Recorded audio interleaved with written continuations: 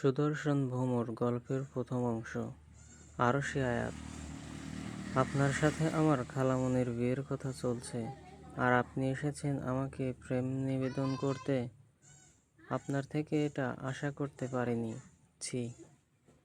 ক্ষিপ্ত রাগান্বিত স্বরে কথাগুলো বলে শীতল ছাদ থেকে নেমে যেতে উদ্যত হতেই সামনে থাকা পুরুষটি তার বলিষ্ঠ হাতে ওকে নিজের সাথে পুরোপুরি মিশিয়ে একটু ঝুঁকে কানে কানে ফিসফিসিয়ে বলল, তোমার খালার সাথে আমার বিয়ের কথা চললেও বিয়ে হয়নি।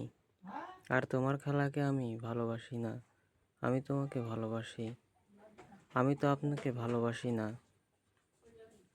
শীতল মুখের ওপর কথাটা বলল। পুরুষটি আর একটা কথাও বলল না। তড়িৎ গতিতে শীতলের ওষ্ঠ দখল করে ফেলল। শীতল দুহাত সরিয়ে দিয়ে ছাড়াতে চেয়েও পারল না। পুরুষটি নিজের মর্জি মতো শীতলকে ছেড়ে দিয়ে চোখে চোখ রেখে ঠান্ডা কণ্ঠে বলল, আমাকে ভালোবাসা ছাড়া তোমার সামনে আমি আর দ্বিতীয় কোনো অপশন রাখব না কামিনী ফুল। শীতল ফুঁসে উঠে বলল, আপনার আসল রূপ আমি সবার সামনে নিয়ে আসব। খালামণি, নানা ভাই, মামা মামি সবাইকে বলবো আমি আপনি কেমন। সাফওয়ান হেসে ফেলল শীতলের কথায়। চট করে পরপর দু তিনটা চুমু খেয়ে বলল, যাও বলে দাও। এখন তো তাও এই বাড়িতে থাকতে পারছো, খেতে পারছো, তখন এটাও পাবে না।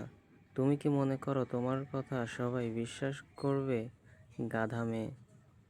সবাই ভাববে আমি না, উল্টো তুমি আমাকে ফাঁসানোর চেষ্টা করছো। শীতল ভাবল আসলেই সাফওয়ানের কথাগুলো সত্যি।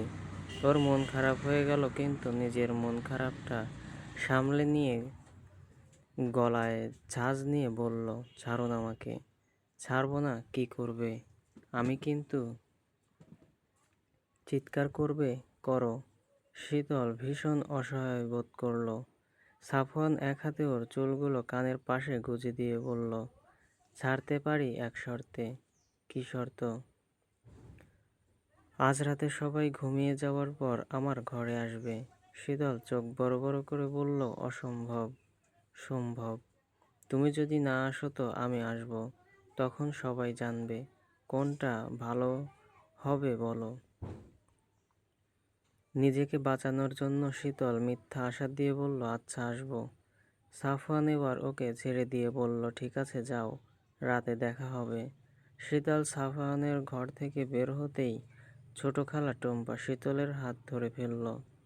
তারপর টেনে নিয়ে রুমে নিয়ে এসে দরজা বন্ধ করে সপাটে চড় দিয়ে ক্ষিপ্ত স্বরে বলল, তুই সাফওয়ানের রুমে গিয়েছিলি কেন? শীতল ডান হাত গালে দিয়ে কান্নার সুরে বলল, খালামণি, উনি কফি চেয়েছিলেন, সেটাই দিতে গিয়েছিলাম।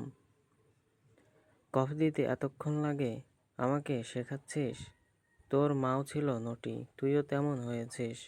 খবরদার সাফওয়ানের দিকে চোখ দিবি না। খালামণি, তুমি আমাকে ভুল বুঝো না। আমার এরকম কোনো উদ্দেশ্য নেই। শীতল কৈফিয়ত দেওয়ার স্বরে বলল, এখন থেকে সাফওয়ান তোকে ডাকলেই তুই আমাকে বলবি। টুম্পা মাথা নেড়ে বলল, আচ্ছা খালামণি, এখন যা। শীতল টুম্পার ঘর থেকে চলে এলো রান্নাঘরে। সকালের নাস্তা শেষ হয়েছে সবার। এখন দুপুরের খাওয়ার জোগাড়যন্ত্র করতে হবে। শীতল নিজেকে সামলে নিয়ে কাজে লেগে পড়ল। শীতলের বড় মামি নিপা বেগম দুপুরের একটু আগে এসে জিজ্ঞেস করলেন, কিরে শীতল, রান্না হয়েছে? জি মামি। ছোট মামি এসেছিল রান্নাঘরে? শীতল মাথা নেড়ে মিথ্যা বলল, জি মামি এসেছিল, ভাতও রান্না করেছে। নিপা বেগম চোখে চোখে চেয়ে চলে গেলেন সেখান থেকে। শীতল যদি এখন বলতো ছোট মামি আসেনি রান্নাঘরে, তাহলেই বাধত দুই মামি মিলে তুলকালাম। খামোখা অশান্তি এড়াতে শীতলকে একরকম কিছু মিথ্যা বলতে হয়। দুপুরের খাবারের টেবিল। আশরাফ মোল্লা সাফওয়ানের দিকে চেয়ে বলল, তোমার বাবার সাথে কথা হয়েছে? তারা এই সপ্তাহেই চলে আসবে। তারা এলেই বিয়ের পাকা কথা হয়ে যাবে। তোমার কোনো আপত্তি আছে? সাফওয়ান একবার শীতলের দিকে চেয়ে সুবোধ বালকের মতো মাথা নেড়ে বলল, না আঙ্কেল। বাহ, বেশ ভালো। এখানে থাকতে সমস্যা হচ্ছে না তো? জি না আঙ্কেল। এটা তোমারই বাড়ি, কিছু লাগলে একটুও দ্বিধা করবে না, শীতলকে বলবে। সাফওয়ান শীতলের দিকে চেয়ে একটু মুচকি হেসে বলল, জি অবশ্যই আঙ্কেল। শীতলের রাগে শরীর জ্বলে যাচ্ছে। কী ধরনের অসভ্য লোক! সকালে প্রেম নিবেদন করলো আর দুপুরে নানাজানের কথায় হ্যাঁ মেলাচ্ছে। সব কাজ শেষে বিকেলে শীতল নিপা বেগমের রুমে গেল। তিনি তখন সিরিয়াল দেখছিলেন। শীতলকে দেখে তীক্ষ্ণ সুরে জানতে চাইলেন, কী রে, এখানে কি? মামি, সিমিদের বাড়ি যাব একটু, নোটস আনতে হবে, সামনের মাস থেকে পরীক্ষা। আচ্ছা যা, মাগরিবের আগে চলে আসবি। আচ্ছা মামি। শীতল নিপা বেগমের থেকে পারমিশন নিয়ে বেরিয়ে পড়ল। শীতলের ভালো বান্ধবীদের মধ্যে সিমি অন্যতম। ঘরের কাজের জন্য শীতল কলেজের ক্লাস করতে পারে না, শুধু পরীক্ষাগুলো দেয় আর সপ্তাহে 2 দিন গিয়ে সিমির থেকে নোট নিয়ে আসে। আজও নোট নিয়ে ফিরছিল শীতল, তখনই রাস্তায় বিপুর সাথে দেখা হয়ে যায়। বিপু ওর 2 ক্লাস সিনিয়র, অনার্স 3rd ইয়ারে পড়ে। ওকে পছন্দ করে কিন্তু এখনো বলতে পারেনি। শীতল বোঝে ব্যাপারটা, কিন্তু বুঝেও না বোঝার ভান করে থাকে। বিপু হাসি মুখে এড়িয়ে এসে শীতলকে বলল, সিমিদের বাসায় গিয়েছিলে নাকি? জি ভাইয়া। শীতলের মুখ থেকে ভাইয়া ডাকটা মোটেও পছন্দ নয় বিপুর, কিন্তু কিছু বলাও যায় না। বিপু মুখের হাসিটা ধরে রেখেই বলল, সময় থাকলে চলো একটু বসি। না না, বাসায় যেতে হবে মাগরিবের আগে, মামি বলে দিয়েছে। 5 মিনিট বসো, একটু চা বাদাম খাও। না ভাইয়া, আরেকদিন। এটা বলেই শীতল চলে গেল সেখান থেকে। বিপু আশাহত দৃষ্টিতে চেয়ে রইল শীতলের যাবার পানে। এদিকে রাস্তার পাশের একটা কালো রঙের গাড়ির ভেতর থেকে বিপুর দিকে হিংস্র দৃষ্টিতে চেয়ে আছে সাফওয়ান। রাতের খাবার শেষে হাতের কাজ গুটিয়ে শীতল নিজের রুমে যেতেই ফোনে একটা টেক্সট এলো। সাফওয়ান টেক্সট করেছে, 8 ঘন্টার মধ্যে আসবে রুমে, নয়তো কি করব মনে আছে নিশ্চয়ই। শীতলের মেজাজ খারাপ হলো। এই লোকটার কিছুদিন পর খালামণির সাথে বিয়ে, তবুও পিছু ছাড়ছে না। লম্পট অসভ্য কোথাকার। এখন আবার না গেলেই পাগলামি করবে, পরে ফেঁসে যাবে ও। সব দিক থেকেই জ্বালা। শীতল আধা ঘন্টা বসে রইল, অপেক্ষা করল সবাই ঘুমানোর। সবাই ঘুমিয়ে পড়তেই নিজের ঘরের লাইট অফ করে দরজাটা বাইরে থেকে আটকিয়ে পা টিপে টিপে সাফওয়ানের ঘরের দিকে চলল। ওর ঘরের সামনে আসতেই ভেতর থেকে সাফওয়ানের এক হাত তড়িৎ গতিতে শীতলকে টেনে নিয়ে দরজা আটকে দিল। শীতল বিরক্তির সুরে বলল, কি সমস্যা আপনার, ডেকেছেন কেন? আমার পেট ব্যথা করছে, পেটটা টিপে দাও। পারবো না, খালামণিকে বলুন। দুপুরেই তোমার নানাজান বলেছে কিছু লাগলে যেন তোমাকে বলি। এটা আমি পারবো না। ঠিক আছে, কাল তোমার নানাকে বিচার দেব। শীতল চোখ মুখ শক্ত করে বলল, ঠিক আছে, দিচ্ছি। সাফওয়ান নিজের শার্ট খুলতে শুরু করলো। শীতল আঁতকে উঠে বলল, শার্ট কেন খুলবেন? পিঠ টিপে দিবে না তো সেটা শার্টের ওপর দিয়েই তো দেওয়া যায়, ফিল আসবে না। শীতল দাঁত মুখ খিচে সাফওয়ানের পিঠ টিপে দিতে লাগলো। পেটানো তামাটে বর্ণের শরীর ভীষণ আকর্ষণীয় লাগছিল। কিছুক্ষণ টেপার পর সাফওয়ান বলল, হয়েছে, আর লাগবে না। শীতল খুশি হয়ে গেল। ও ভাবল এখনও যেতে পারবে, কিন্তু না, সাফওয়ান মির্জাকে এত সহজে ছাড়ার পাত্র। শীতল চলে যেতে উদ্যত হতেই পেছন থেকে জাপটে ধরল সাফওয়ান। শীতল আঁতকে উঠে বলল, কি করছেন আপনি? আজ তুমি আমার সাথে ঘুমাও, পাগল হয়েছেন নাকি? কেউ দেখলে আপনার তো কিছু হবে না, আমাকে জবাই দেবে।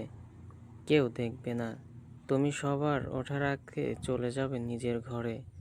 এটা সম্ভব না, কিছুদিন পরই খালামণির সাথে বিয়ে আপনার।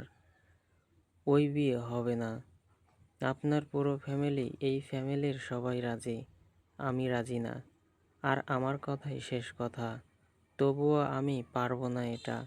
তোমার থেকে আমি মতামত চাইনি, অর্ডার করেছি।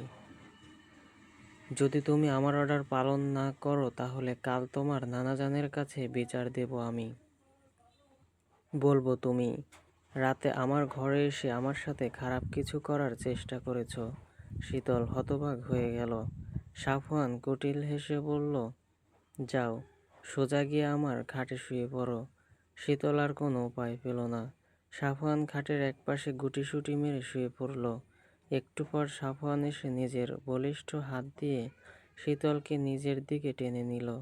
ওর গলায় মুখ গুজে আবেশিস সুরে বলল, আজকের পর থেকে তোমাকে ছাড়া ঘুম হবে না আমার। সাফওয়ান মেহেলির শরীরের ঘ্রাণে পাগল হয়ে যাচ্ছে। এদিকে সারাদিনের কাজকর্মের পর শীতল চেয়েও জেগে থাকতে পারল না। ঘুমিয়ে পড়ল, কিন্তু সাফওয়ান ঘুমাতে পারল না। এক দৃষ্টিতে চেয়ে রইল নিজের ভালোবাসার দিকে। শেষ রাতে সাফওয়ান শীতলকে কোলে তুলে ওর ঘরে রেখে এলো।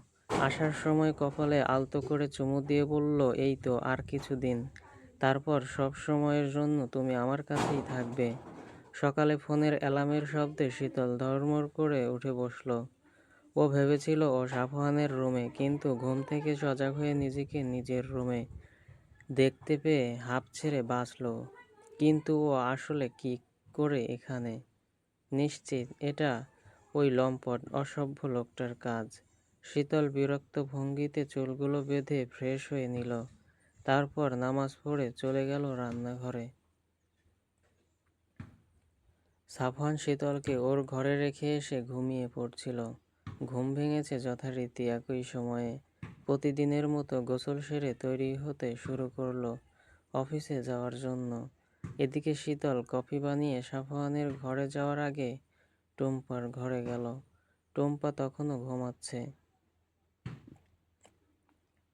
শীতল টুম্পাকে ডেকে বলল, খালামণি, ওনার কফিটা দিয়ে আসবো? টুম্পা ঘুম ঘুম সুরে কপাল কুঁচকে বিরক্তির সুরে বলল, যা দিয়ে আয়, কিন্তু ওর দিকে তাকাবি না। আচ্ছা খালামণি।